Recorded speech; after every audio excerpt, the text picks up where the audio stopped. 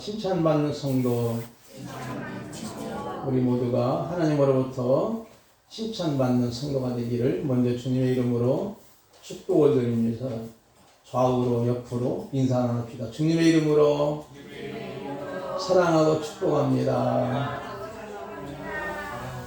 오늘 본문에 보니까 10절은 이제 읽지 않았지만 지난주에 이어서 계속 드리는 말씀인데, 바울은 근심, 여기서 근심이라고 했지만 실제 원어상으로는 슬픔 또는 애통을 의미합니다. 이 근심을 두 가지로 나누는데, 첫째는 세상의 근심은 사망을 이루고, 하나님의 뜻대로 하는 근심은, 애통은 후회할 것이 없는 구원에 이르게 하는 회개를 이룬다는 것이지요. 그래서 하나님의 뜻대로 하는 근심, 슬픔은 뭘까? 이제 11절 말씀 보니까 상당히 복잡하게 기록이 됐지요. 이것을 세 번역으로 보겠습니다. 11절 봅시다. 하나님의 뜻에 맞는 슬픔으로 얼마나 많은 변화가 여러분에게 일어났습니까? 여러분이 나타낸 그 열성, 그 변호, 그 의분, 그 두려운 마음, 그 그리워하는 마음, 그 열정, 그 징계하는 정신을 보십시오. 여러분은 그 모든 일에 잘못이 없음을 보여주었습니다. 이제 하반절의 개정 성경 본문에는 너희 자신의 깨끗함을 나타내느니라. 그러므로 이것이 거룩한 개념인데, 이것은 도덕적인 개념이 아니고 하나님과의 관계 개념이지요. 이제 고린도교회 성도들이 하나님의 뜻대로 하는 슬픔이 이제는 오직 일편단심 하나님만 바라보게 되는 상황이라고 하는 것을 말씀합니다. 다시 한번 이제 세번역으로 보니까 하나님의 뜻에 맞는 슬픔이지. 얼마나 많은 사람이 변화 이루어진 거죠. 회개의 역사가 일어나서 여러분이 나타낸 그 열성과 그 변호, 주님에 대한 변증과 변호와 또한 의분이 나타나고, 주님을 경외하는 두려운 마음이 있고, 사모하는 그리워하는 마음이 있고, 그 열정과 징계 정신을 보십시오. 징계는 혹시라도 지나치도록 잘못된 사람에게 사랑의 매를 가하는 모습이지요. 그러므로 통해서 너희 자신이 깨끗함을 갖다 거룩하지는 거죠. 이것은 바로 아까 말씀드린 것처럼 하나님과의 관계 개념이죠. 도덕적인 의미가 아닙니다. 오직 일편단심으로 주님만 바라보게 되는 거지요. 이렇게 바울의 편지를 받은 고린도 성도들은 하나님의 뜻대로 근심을 합니다. 애통합니다. 그래서 그들은 거짓 교사들의 가르침을 버렸고, 무엇이 잘못되었는지 자신들을 돌아봐야 해요. 하나님 앞에 참된 경건을 회복하기 위해서 근심을 한 거예요. 이러한 근심은 생명을 인도하는 애통입니다. 그러면 시편에 보니까 이런 말씀이 나오더라고요. 시편 126편 5절 6절 보니까 눈물을 흘리며 씨를 뿌리는 자는 기쁨으로 거두리로다.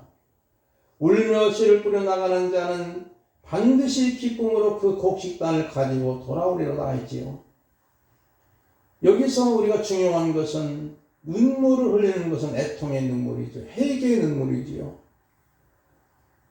유명한 어거스틴의 어머니 모니카의 눈물의 기도가, 또는 베드로의 통곡이 회개를 이루고 하나님께 영광을 올려드리는 엄청난 사건이 일어납니다. 우리 모두가 어떤 면에서 세상적인 근심을 하지 말고, 세상에 있는 모든 근심은 떨쳐버리고 오직 하나님에 나아가서 자기의 엄청난 어마어마한 죄가 있으면 그것을 하나님 앞에 그대로 털어놓고 애통의 기도가 하나님의 마음을 기쁘게 하고 회개로 이루게 되고 참된 복을 받는 지름길인 줄 믿습니다. 하지만 다른 사람을 판단하고 정죄함으로 생기는 세상의 근심은 그 사람을 사망으로 이끕니다. 고린도 교회 성도들은 하나님 앞에 바로 서기 위하여 진지했고 열정적이지요. 그래서 12절 말씀은, 그런 정대가 너에게 쓰는 것은 그 불의를 행한 자를 위한 것도 아니요, 그 불의를 당한 자도 위한 것도 아니요, 오직 우리를 위하여 위한 너희의 간절함이 하나님 앞에서 너희에게 나타나게 하려 함이로다 그랬지요. 무슨 말씀이냐면 잘못된 자를 책망하고 시시비비를 가리기 위함이 아니고, 즉 불의한 자를 위함도 아니고 당한 자도 아니고 오직 우리를 위한 친절함이 하나님을 향하여 하나님 앞에 나타나게 하려 함이라는 것이요. 이같이 고린도 성도들이 얼마나 자신의 가르침에 순종했으며, 쉽게 말하면 바울 사도의 가르침에 순종했으며 바른 믿음을 가지기 위해서 노력했는지 칭찬을 하기 위함이지요. 이렇게 바울이 권면한 목적이 사람을 살리고 세우는 거예요. 우리 모두는 어떤 면에서 사람을 세우는 일에 앞장서야 됩니다. 사람을 세운다고 하는 것은 뭘까요? 그 사람에게 유로하고 격려하고 또는 힘을 보태주게 되고, 있어만 줘도 그분이 위로가 되는 사람, 그렇다면 바로 살리는 역사가 일어나지요. 그리고 그 사람을 세워주는 역사, 이게 우리 성도들의 할 책임입니다. 간혹 보면 요즘에는 사람을 죽이는 일들이 너무나 많지 않아요. 그러나 교회는 사람을 세우고 살려주는 역할, 길이요 진리요 생명 되신 주님께로 인도하는 역할을 우리 모두가 감당하는 거예요. 그것이 뭐냐면 십자가의 복음밖에 없습니다. 다른 길은 없는 거예요. 오직 십자가밖에 없는 거예요. 십자가의 능력이 구원받는 우리에게는 하나님의 역사가 일어납니다. 그러나 미련하게 여긴 사람들은 멸망의 도구가 됐지요. 그러므로 고린도전서 1장 18절 보시니까 십자가의 도가 멸망하는 자들에게는 미련한 것이지만 믿는 우리에게는 하나님의 능력이 나타난다고 말씀합니다. 그런 면에서 사람을 세우고 살리는 유명한 사람이 있습니다. 구약성경 창세기 44장에 보니까 그 억울하게 종살이하고 감옥살했던 요셉이 형들을 끝까지 용서하는 모습을 봅니다. 형들은 요셉을 죽이고 결국은 죽이려고 했지만 여의치 않으니까 노예로 팔아넘깁니다. 인간적인 면에서 도무지 용서가 안 되는 거예요. 요셉의 형들을 용서하면은 경천동지할 깨달음이 있기 때문이죠. 즉 형들이 이제는 상당히 달라진 모습을 봅니다. 창세기 44장 26절 인쇄물이 있는데 우리 김명신 권사님 31절까지 한번 읽어주시면 고맙겠습니다. 우리가 이르되 우리가 내려갈 수 없나이다. 우리가 아므네아오가 함께 가면 내려가려니와 아므네아오가 우리와 함께 가지 아니하면 그 사람의 얼굴을 볼 수 없음이니이다. 주의 종 우리 아버지가 우리에게 이르되 너희도 알거니와 내 아내 라헬 내 아내가 내게 두 아들을 낳았으니 아버지의 생명과 아이의 생명이 서로 하나로 묶여 있거늘 이제 내가 주의 종 우리 아버지에게 돌아갈 때에 아이가 우리와 함께 가지 아니하면 아버지가 아이의 웃음을 보고 죽으리니 이같이 되면 종들이 주의 종 우리 아버지가 흰머리로 슬퍼하며 수월로 내려가게 하니이다. 아멘. 전에는 이제 자기 막내 동생과 요셉, 베냐민과 요셉을 너무나도 몹시 여겼었어요. 아버지가 그들만 사랑하는 것으로 느껴지고, 또 아버지는 사실 또 그런 면이 있었죠.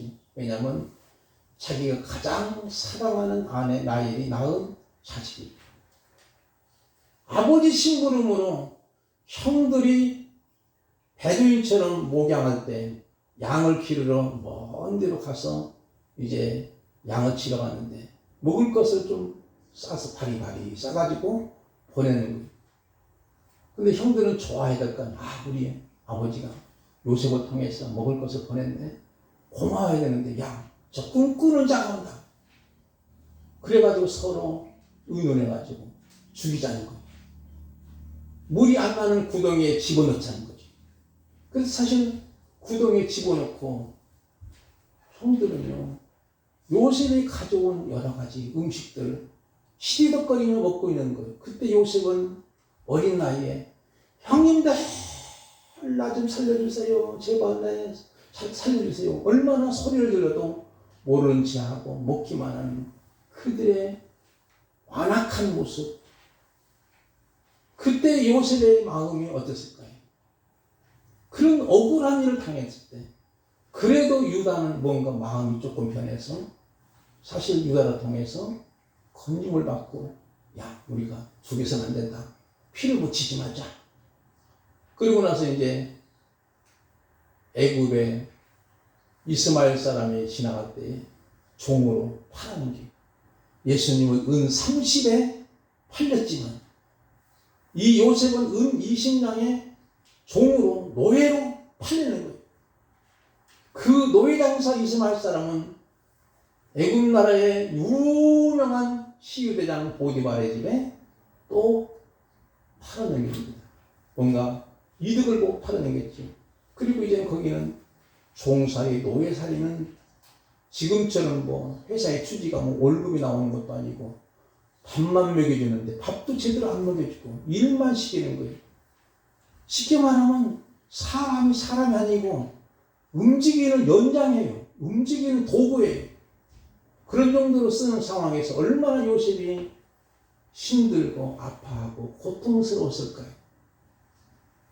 그런데 요셉이 하나님이 그건 훈련시키는 과정이지. 나중에 흉년이 들고 형들이 애굽 땅에 곡식 싸러 올 때는 이미 요셉이 애굽의 총리가 지된 거예요. 애굽 나라에 얼마나 컸냐면 세계를 제패하기 때문에 도만 해도 127도가 넘는 엄청난 어마어마한 나라예요. 그곳에 그들이 곡식 싸러 왔는데 이제 곡식을 요셉이 작전을 세우면서 돈을 받고 돈도 풀에다 가져야 해요. 그만큼 곡식값이 비싸니까. 그리고 나서 곡식을 싸줍니다. 근데 곡식을 싸주고 돈도 또 싸주고 그러다 보니까 나중에 뒷주차가 가도록 해가지고 요셉이 작전을 쓰는 거예요. 공작을 하는 거 쉽게 말하면. 그러고 나서 너희들이 돈도 안 내놓고 말이야. 곡식만 가져가냐. 잡아들이는 거예요. 그러면서 너희 잡아들여놓고 만약에 너희들이 만약에 인질 한 사람만 놓고 가면 풀려주겠다. 그게 누구냐면 막내 동생 가장 애끼고 사랑하는 요셉이 친동생 베냐민을 인질로 잡는 거잖아요. 그러니까 형들이 안 됩니다. 제발 안 됩니다. 우리 고난 읽은 것처럼 우리 아버지가 이 일을 알 때 우리 아버지는 이제 정말로 흰머리가 서로 내려갑니다. 무슨 뜻이냐면 아버지가 이제는 죽겠습니다. 동생 요셉도 잊어버리고 피 묻은 거 그 가짜로 피 묻은 것들을 갖다 놓고 하였는데도 우리 아버지가 죽게 되니 안 됩니다. 그때 유다가 내가 내 동생 대신 인질로 잡히겠습니다. 그때 요셉이 손눈물을 흘리는 거예요. 경청동지할 깨달음을 가진 거예요.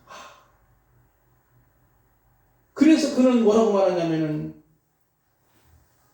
45장 4절 보니까 2절 쭉 제가 보겠습니다. 요셉이 형들이 이르되 내게로 가까이 오소서. 그들이 가까이 가서 이르되 나는 당신들의 아우 요셉이니 당신들이 애굽에서 판자라. 무슨 말일까요? 이제는 커밍아웃을 하는 거예요. 자기를 알리는 거예요. 아니 세상에 자기들이 팔아놓았던 이 노예가 세상에 어찌 애굽 나라의 총리가 된 거예요. 바로 왕의 바로 밑에 모든 인장번지도 가지고 있고 결재권이 요셉에게 있는 그런 어마어마한 권력자가 된 것을 꿈에도 생각이 못하는 거예요. 그리고 그 얘기를 하면서 당신들이 나를 이곳에 팔았다고 해서 근심하지 마소서, 한탄하지 마소서. 하나님이 생명을 구원하시려고 나를 당신들보다 먼저 보내셨습니다. 하나님의 주권을 인정하는 거예요. 하나님이 큰 구원으로 당신들의 생명을 보존하고 당신들의 후손을 세상에 두시려고 나를 당신들보다 먼저 보내셨습니다. 이렇게 고백하는 거예요. 이같이 요셉은 피해자지만 가해자의 형들을 용서하면 이미 그 속 심령에 십자가의 사랑의 문이 열린 거예요. 그리고 요셉은 모든 상처가 완전히 치유가 되는 것. 그러므로 십자가의 도를 깨닫게 되면 우리의 가슴에 있는 모든 상처들이 치유가 되는 줄 믿습니다. 그런 은혜가 저와 여러분이 있으면 우리의 마음이 치유되면 우리의 몸도 건강해지는 은혜가 있게 되는 줄 믿습니다. 이와 같이 고린도 성도들이 달라진 모습에 바울은 유를 받습니다. 그래서 아까 말씀 또 반복이 되는데 고린도 성도들이 하나님의 뜻대로 하게 된 근심이 그들의 변화가 돼 이제는 거룩한 사람 되는 거예요. 하나님만 바라보는 거예요. 오직 주님만 바라보는 거예요. 그래서 13절 말씀을 제가 세 번에 물어볼게요. 그래서 우리는 유를 받았습니다. 또한 우리가 받은 유로 위에 디도의 기쁨이 넘쳐서 우리는 더욱 기뻐하게 됐습니다. 그는 여러 번 모두로부터 환대를 받아서 마음의 안정을 얻었기 때문입니다. 이 말씀은 뭐냐면 유로를 받은 거예요. 마음의 상처가 치료된 거예요. 이렇게 복음이 전하는 자는 복음으로 말미암아 타자가 다른 이가 변하여 새 사람이 될 때 가장 기쁘고 또 안심함을 얻게 되는 거예요. 오늘 14절 말씀을 우리 전춘장 목사님 한번 읽어주시면 좋겠습니다. 내가 그에게 너희를 위하여 자랑한 것이 있더라도 부끄럽지 아니하니 우리가 너희에게 이른 말이 다 참된 것 같이 디도 앞에서 우리가 자랑하는 것도 참되게 되었도다. 아멘. 무슨 뜻이냐면요, 바울이 고린도교 성도들을 위해서 자랑했지만 부끄럽지 않다는 거예요. 그러므로 우리는 하나님이 나를 자랑하더라도 부끄럽지 않는 성도가 되기를 주님의 이름으로 축복을 드립니다. 어떤 면에서는 하나님의 자랑감이 되어야 됩니다.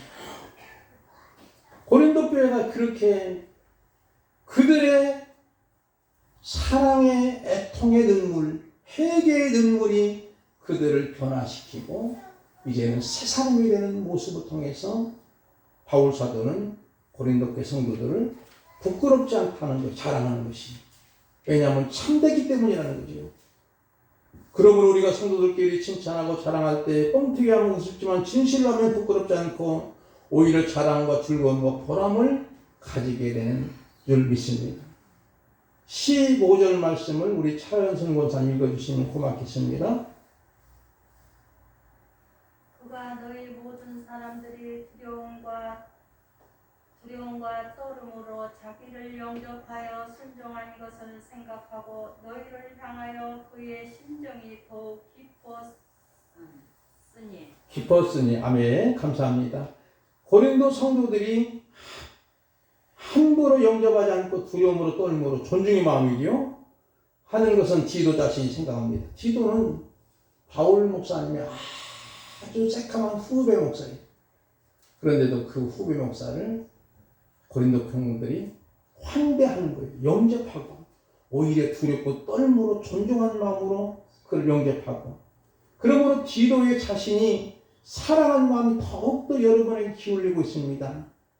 그러므로 여기에서 우리는 하나님의 뜻대로 하는 근심이 이렇게 변화되어서 새 사람이 된 성도들을 회상할수록 사랑하는 마음이 더 깊어지게 되는 거예요. 16절 말씀을 우리 김학성 원사님 한번 읽어주실까요?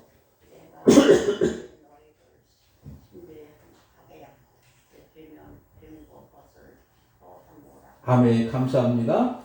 내가 범사에 너희를 신뢰하게 된 것을 기뻐하노라. 이제 모든 범사에 모든 어떤 상황일지라도 너희를 믿게 된 것이 이제 감사하고 기뻐하다는 것. 우리는 우리처럼 우리 성도님들은 누가 말해도 믿을 만한 대상이 되기 원합니다. 물론 사람이기에 때로는 부족한 것도 있고 허물도 있을 수 있지만 진정 믿음의 대상은 주님이지만 그래도 성도로서 달라진 모습을 통해서 새 사람을 통해서 누가 뭐래도 저 집사님은 믿을만해 이런 소리가 들려지는 저와 여러분 되기를 주님의 이름으로 축복을 드립니다. 오늘날 안타까운 일은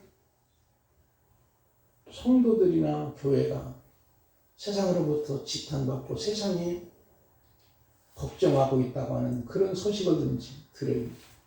왜 그러냐면 사건 사고를 보면 그런 일들이 일어나지 않습니까? 어떤 공작 사건도 어떤 이상한 목사가 가담이 돼가지고 공작해가지고 나라를 시끄럽게 만들기도 하고, 그런 안타까운 모습들을 보면서 마음이 아픈 거예요. 정말로 사람에게는 누구든지 허물이 있는 거예요. 부족한 것이 있는 거예요. 털어서 몸지 않는 사람은 없는 거예요.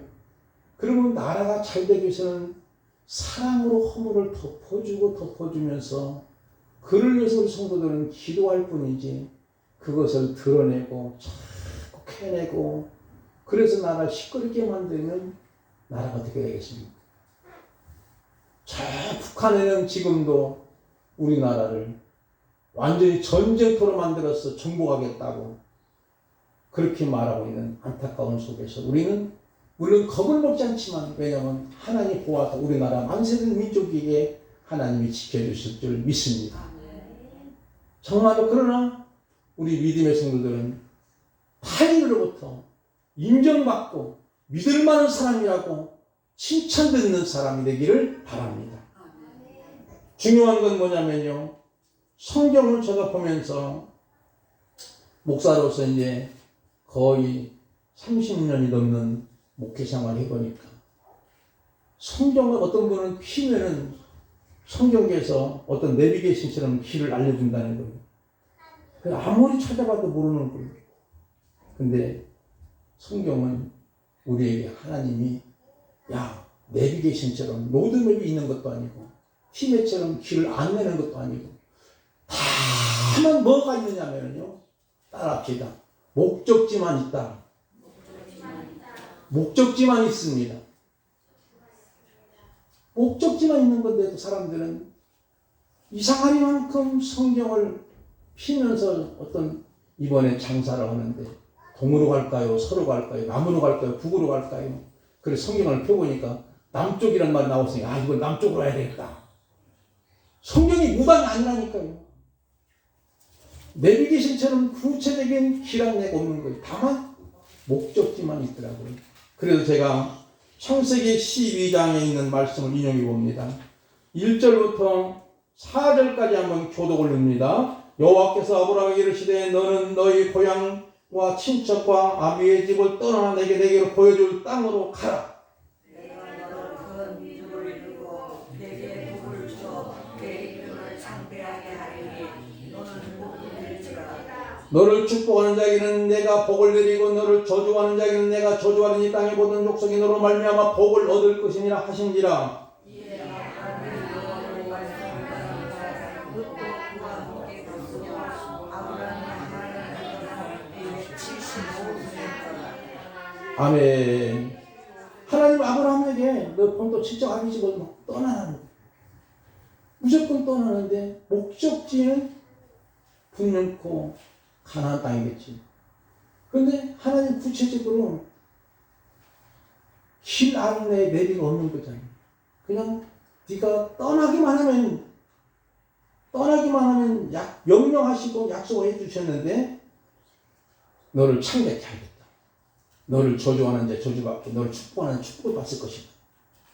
그리고 그들은 떠날 때 하나님의 말씀에 순종하고 하나님의 말씀대로 하나님의 발자취대로만 가게 되는 거예요. 그런 과정에서 때로는 힘들고 어려울 수도 있지만 그때마다 그것을 이겨낼 수 있는, 참아낼 수 있는, 버텨낼 수 있는 힘과 능력을 우리에게 주시는 줄 믿습니다. 예수 믿더니 그냥 좋은 일 없고 잘못된 일, 재수없는 일만 생기네. 이렇게 하면 안 됩니다.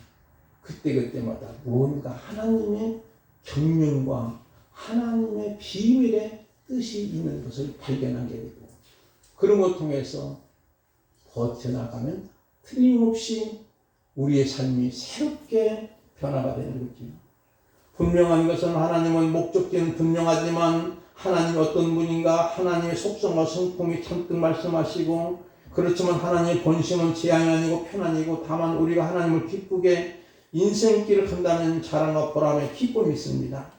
하나님은 무엇을 기뻐하시는가, 무엇을 싫어하시는가, 이런 것들을 우리가 알아가면서 하나님의 발자취, 하나님의 스텝만을 밟아 나간다면 틀림없이 그때그때마다 우리에게 회개의 눈물을 하나님이 허락하실 때가 있어요. 그때가 복이 있는 줄 믿습니다. 그래서 애통하는 자니 복이 있나니 그들이 유로함을 받을 것이요 그랬지요. 애통과 참회의 눈물에 유로와 용서함을 받습니다. 회개는 자신의 허물과 죄를 가지고 하나님 법정으로 가져가는 거예요. 다윗도 말도 안 되는 살인죄, 간음죄에도 하나님의 뜻대로 하는 슬픔으로 인하여 하나님의 법정으로 끌고 가니 그가 참회하고 성군 다윗이 되는, 왕이 되는 모습을 봅니다. 그러므로 하나님의 합당한 마음, 합당한 자라고 칭함을 얻습니다. 베드로도 심히 통곡함을 통해서 회개하니 주님을 그에게 다시금 어마어마한 목양 사역을 맡기는 거예요. 이제 결론적으로 말씀을 드리겠습니다. 바울의 고린도 교회를 향한 목적은 비판자를 몰아내고 자신의 입지를 구축하는 것이 아니라 오직 고린도 교회 성도들이 회개하고 주님께 돌아오는 것이지요. 하나님 아버지의 마음으로 진심으로 사랑했던 것이지요. 예수님을 믿고 난 후에 갈등과 긴장한다고 합니다. 믿기 전에 누구를 미워할 수도 있지만 그러나 믿으면 이제는 원수까지도 사랑하라. 핍박자를 위해서 기도하라니 통 갈등하지요. 그러나 진정한 행복과 성공은 가장 가까운 사람으로부터 사랑과 인정을 받는 것입니다. 가장 가까운 사람으로 인정을 받으려면 거짓은 통하지 않습니다. 진심만이 통하는 거지요. 다윗과 베드로 하나님 뜻대로 하게 된 근심, 애통함으로 회개함으로 하나님으로부터 칭찬받는 것처럼 우리 모두 세상적인 근심을 날려버리고 더욱더 하나님을 더 가까이 나가기를 주님의 이름으로 축복을 드립니다. 우리 찬양 부르겠습니다. 190장입니다. 190장.